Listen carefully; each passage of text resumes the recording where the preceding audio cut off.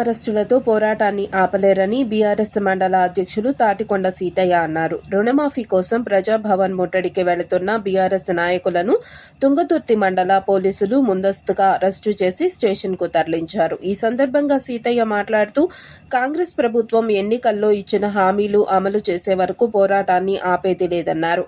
అక్రమ అరెస్టులతో ప్రజల పక్షాన చేసే ఉద్యమాన్ని ఆపలేరన్నారు. వెంటనే ప్రభుత్వం ఇచ్చిన హామీలను అమలు చేయాలన్నారు.